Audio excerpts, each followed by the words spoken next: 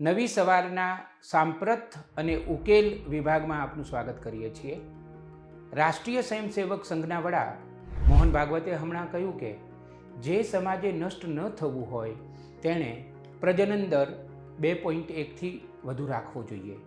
એટલે કે ઓછામાં ઓછા 2 કે 3 સંતાનોને તો જન્મ આપવો જ જોઈએ. મોહન ભાગવતજીનું આ વિધાન સામાજિક, રાજકીય, ધાર્મિક અને વૈજ્ઞાનિક વિધાન છે. આ વિધાનને માત્ર હિન્દુ મુસ્લિમના ચશ્માથી જોવા જેવું નથી. ભારતમાં હિન્દુઓ બહુમતીમાં છે, પરંતુ મુસ્લિમોની સરખામણીમાં હિન્દુઓનો વૃદ્ધિદર ઓછો છે. વારંવાર એવી બીક બતાવવામાં આવે છે કે થોડા વર્ષો પછી ભારતમાં મુસ્લિમોની સંખ્યા હિન્દુઓની સંખ્યા કરતાં વધી જશે. 2000 પછી આવું બને એવી શક્યતા પણ ઘણી વૈશ્વિક સંસ્થાઓએ પોતાના અભ્યાસોમાં બતાવી છે. એક હૈ તો સેફ હૈનો નારો ટૂંક સમયમાં એક મેં સે અનેક હોંગે તો ही સેફ રહેંગે એવી સ્થિતિ થઈ જાય એવી ઘણાની ચિંતા છે. અત્યારે ભારત દેશ સમગ્ર વિશ્વમાં સૌથી વધારે વસ્તી ધરાવતો દેશ છે. જો કે આ વિષયના નિષ્ણાતો એમ માને છે કે ભારતમાં એક તબક્કો એવો પણ આવવાનો છે કે વસ્તી વધવાને બદલે ઘટવા લાગશે. ભારતમાં એક સમય એવો હતો કે કોઈપણ પરિવારમાં 6, 7, 8 બાળકો સામાન્ય ગણાતા હતા. હું મારી વાત કરું તો મારા પિતાને 7 બાળકો હતા. અરે ગામડાઓમાં તો કેટલાક પતિ પત્નીને 10થી પણ વધારે બાળકો હોય એવું બનતું હતું. ધીમે ધીમે એમાં પરિવર્તન આવતું ગયું. 1950માં ભારતનો પ્રજનન દર 5.7 હતો. એટલે કે સરેરાશ ભારતીય મહિલાને 6 બાળકો હતા. એ પછી ધીમે ધીમે તેમાં ઘટાડો થવા લાગ્યો અને 2023ની વાત કરીએ તો આ પ્રજનન દર અત્યારે લગભગ 2.0 પર આવીને ઊભો રહી ગયો છે. એટલે કે એક સ્ત્રી સરેરાશ 2 બાળકોને જન્મ આપે છે. મોહન ભાગવતજી એવું કહેવા માગે છે કે આ સ્થિતિ જોખમી છે. જે લોકો શહેરમાં રહે છે, આધુનિક જીવનશૈલી ધરાવે છે, એ પરિવારોમાં તો હવે અમે 2 અને અમારું 1 એવી નવી નીતિ ચુસ્તપણે અમલમાં મુકાઈ ગઈ છે. અરે બાળકને જન્મ જ ન આપવો એવા દંપતીઓની સંખ્યા પણ કૂદકે ને ભૂસકે વધી રહી છે. મોહન ભાગવતજીએ પ્રજનન દરવાળું જે વિધાન કર્યું છે તેને હિન્દુ સમાજના સંદર્ભમાં લઈએ તો વાત સાચી લાગે છે.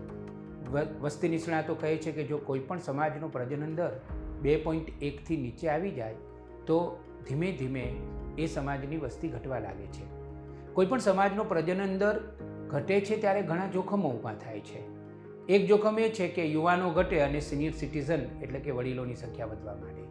જેમ પ્રજનન દર ઓછો એમ વસ્તીની ઉંમર પણ ઝડપથી વધે અને જોડે જોડે વસ્તી પણ ઘટે. વસ્તી નિષ્ણાતો એવું પણ કહે છે કે કોઈપણ સમાજે ઓછામાં ઓછા 2.1ના પ્રજનન દરને જાળવી રાખવો જોઈએ. એટલે કે કોઈપણ પતિ પત્નીએ 2 કે 2 કરતાં વધારે બાળકો તો પેદા કરવા જ જોઈએ. જો પ્રજનન દર 2થી નીચે જતો રહે તો સમાજ નામશેષ થવા તરફ ગતિ કરે છે અને જો એ દેશ લોકશાહી રાષ્ટ્ર હોય તો એ સમાજ સામે બીજા પડકારો પણ ઊભા થાય છે. એક સંશોધન એવું પણ છે કે જે સમાજમાં 1 કે 2 બાળકો જ હોય છે એ સમાજની વસ્તીની ગુણવત્તા પણ ઘટે છે. આ થયું એક ચિત્ર. હવે આપણે બીજા બાજુનું ચિત્ર જોઈએ. હકીકત એ છે કે ભારત પાસે વિશ્વની માત્ર 2% જેટલી જ જમીન છે. એના કરતાં પણ થોડી ઓછી છે. અત્યારે લગભગ 20% વસ્તી છે ભારતની. 2% જમીનમાં આપણે 20% આખા વિશ્વની વસ્તી લઈને બેઠા છીએ. જો વસ્તી વધી જાય તો અનેક સમસ્યાઓ ઊભી થાય.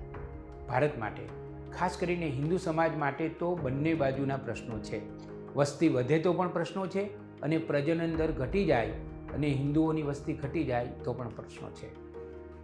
આ ચર્ચાનો સાર એટલો જ છે કે મોહન ભાગવતજીએ જે નિવેદન કર્યું છે તેને માત્ર ધાર્મિક કે રાજકીય આ દૃષ્ટિકોણથી જ મૂલવવાને બદલે સર્વાંગી રીતે મૂલવવું જોઈએ. આ પ્રશ્ન સીધો સાધો નથી. જો આ પ્રશ્નની અવગણના અત્યારથી જ કરવામાં આવશે ને તો ભવિષ્યમાં એવી સ્થિતિનું નિર્માણ થાય કે જે સ્થિતિને ઉકેલવાનું આપણને ભારે પડી જાય.